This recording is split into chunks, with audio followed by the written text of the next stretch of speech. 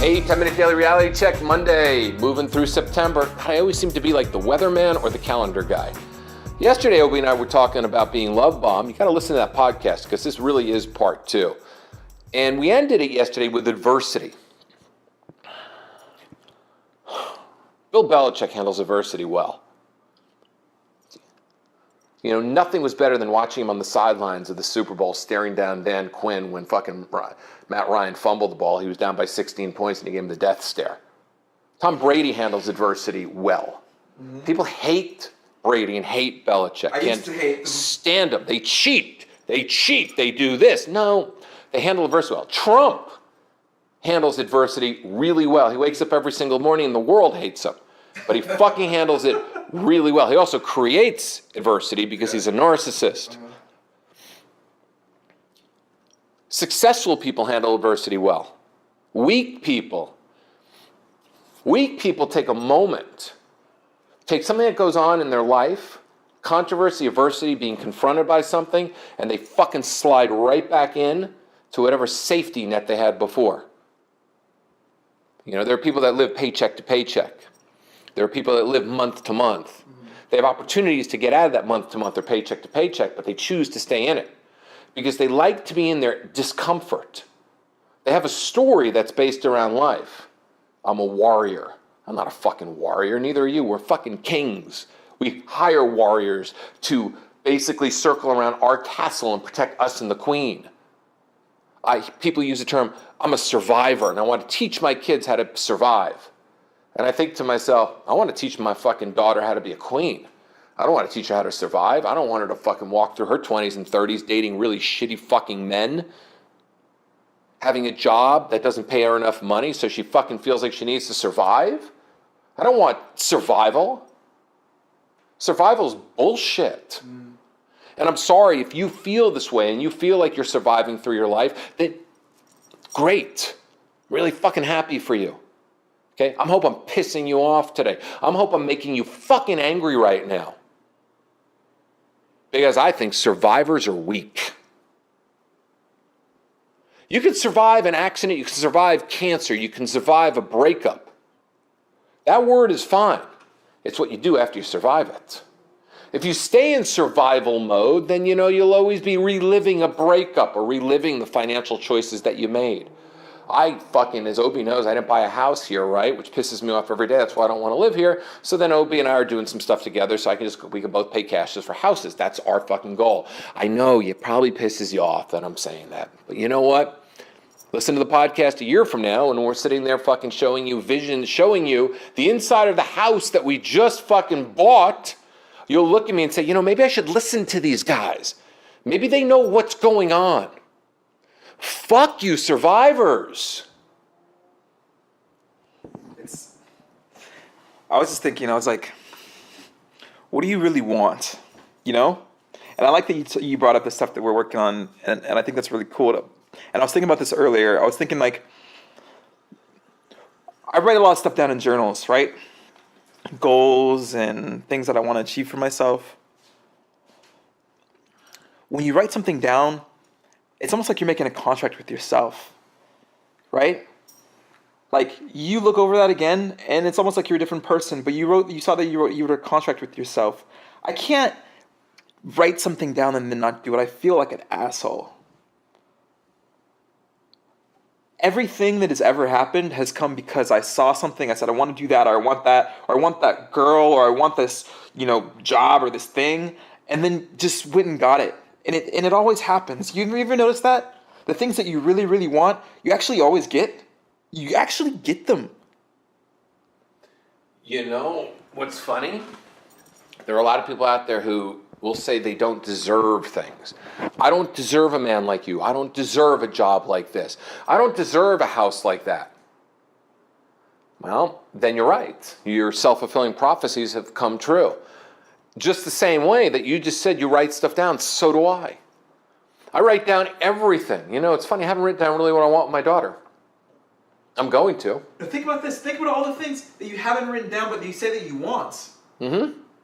If I don't write them down, I haven't done a contract with the universe to own up to it and make it happen. Exactly. So what I've been doing, if you read a lot of my blogs, I'm writing a lot of things down now. I mean, for any of you that's followed me and listened to me all these years, I really appreciate the fact that you do. But what's really interesting is that I, technically blog and podcast about things that I want. So that I'm holding myself accountable, and I hope you hold me accountable for it too. Because, if you were sending me emails or writing comments, down below, I'll hold you accountable on your shit.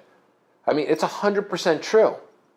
We need to write 100% down of what we want for the next 365 days and hold each other accountable, whether you're in Colombia or whether I'm in New York, my happy place, or Hawaii, or wherever it might be, because this is a crucial fucking year. Yeah. Crucial. I feel it. People are angry, pissed off, and annoyed. Dating has become a nightmare for the majority of people. I mean, you're an idiot if you find somebody really great and you can't fucking hold on to them to your life, because really other people aren't going to come. If a lot of people feel that way. Every girl and woman that I ask right now, I ask them about dating and they tell me certain things. Most guys are assholes, or I couldn't believe I'm in this position that I'm in right now. I can't believe it. I'm in a great position. Do I have shit in my life that I wish would go away? Absolutely. Sure. Absolutely. But it doesn't really bother me. I don't let it bother me. Because it's just a thing. It's an experience that you're going through. It's not who you are. It's not your life. It's a part, and it's something that's changeable. Everything's changeable. That's why the survivors don't know how to change. They have no idea. Survivors have no idea how to make changes. None. They program themselves. Words are programming. You're a fucking Apple computer walking around programming yourself. Oh, I can't do that. I can't talk to that girl. Oh, there are no good men out there in the world. I'm never going to find love. That's the story. Those are just stories. These are your stories you're telling yourself. Mm-hmm. And we love stories. We love stories. We go to movies. We listen to songs. Watch TV shows. We're constantly looking for stories. But we have our own stories running in our heads. And we can create our own story in our lives. Yeah, and we don't change our stories, some people. Some people go back to the old story. A woman recently said to me, I met a man who made my life so much easier. I never had to worry or stress about the things I used to stress about. Then all of a sudden something happened between her and this man that she got coaching with me. And she didn't understand it. She was in denial of it. She went back to her life, back to the stories, back to her comfort zone, back to everything, and then literally thinking to herself, yeah, this is better. Some people don't even want to grow. They don't want to change. Survivors never want to change. They don't know how. I asked somebody recently, dream. Can you dream big? No, I can't.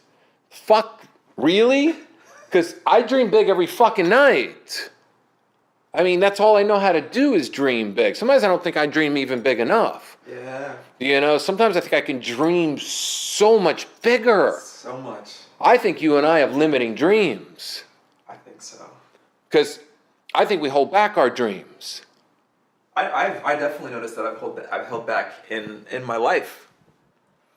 I think about how much energy that I expend in order to have or do or get the things that I want or have in my life, and it's not super much. Mm-mm. So what would happen if I put all of it, all of myself, just all myself into this thing, into a thing, into whatever? What would happen then? If this is good right now, which it is, right? This is good. I like my life. This is fine. This is fine. But it's not. And if this is 5%, what's 100? What's 100? I don't even know. I want to find out, but we've been building to this. We've been friends for a long fucking time.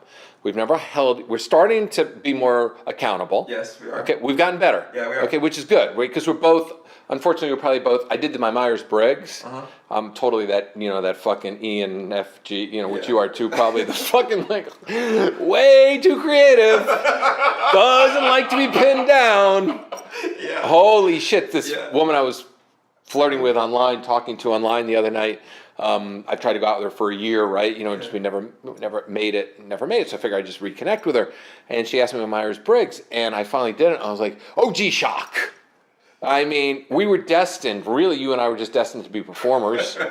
I should have been a morning show DJ and a soap opera actor, and you should have just created your fucking movies and written the scripts to them and, you know, made like cameos in it. Like, you know, like what's his name? What's his name? Like Pulp Fiction. Oh, Quentin Tarantino. Quentin Tarantino. Yeah. Right? Or you know, Woody Allen or M. Night Shyamalan. Any of those guys that like to put themselves in their stuff. Totally. Yeah. Because, I mean, that's how I feel. I mean, it's like, and I look at, oh, ENFJ, of course I am. I'm such a feeler. Yeah. You know, such a feeler. It's just, it's ridiculous. You know, it's like so fucking super creative, you know, and it was interesting. And then it says, what careers should you be? Actor. No shit. I've always been a performer. Yeah. I mean, that's why I do this podcast all the time, because I think maybe the right person will listen to it and go, yes! Because that's my dream still. Putting it out into the universe. Sometimes I think like somebody's listening to this podcast and they can fucking send it to the right person who can connect me and all of a sudden give me the platform that I need to reach the masses, because I know I'm highly fucking entertaining and different. Yeah. I mean, I one of my biggest dreams was when I was in my 20s, I was dreaming. I used to get stoned with my friends, and I'd take the video camera out. They go, why are you putting the video camera on? I said, because one day I'm going to get really stoned and people are going to listen to me. That was my dream, so I accomplished it. Right? But we got to hold ourselves more accountable to our dreaming. We got to dream so big. And keep going, right? And to not stop, right? And I think that's the thing. It's like, you get to a certain level or you get to a certain place and you achieve that goal that you had however long it was. It could have been a week ago or 3 years ago or 5 years ago, but then you get it. But then I think sometimes we get stuck in that place. We kind of stay with it for a little bit and then we forget to keep constantly creating new goals and creating new dreams and thinking bigger and bigger and bigger. So we're always moving forward. It's like these plateaus. It's like jump, plateau. It's like growth, plateau. Yes. Growth, plateau. I hate the plateau. You know? And the plateau is going to happen, but I don't think it needs to stay for this long, right? It should just be like, okay, whoop, whoop, right? Always going higher and higher. I plateaued this summer.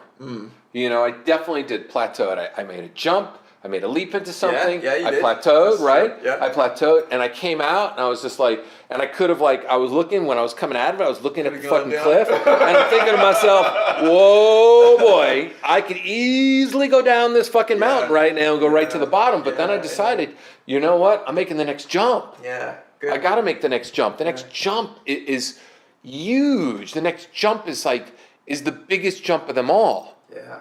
All right, so we're going to come back tomorrow, okay? We're going to leave you hanging. We're going to do a part 3 to this, okay? Because we're going to leave you fucking hanging in this conversation. And for all you survivors out there, here's your reality check of the day. Look at yourself in the mirror and say, God, do I want to be known as a survivor, or do I want to be known as an accomplisher, a dreamer, a visionary? Or do you just want to be a background person? Do you want to be an extra in the movie of your life, or do you want to be a leading man or a leading lady? Come back tomorrow on The Reality Check.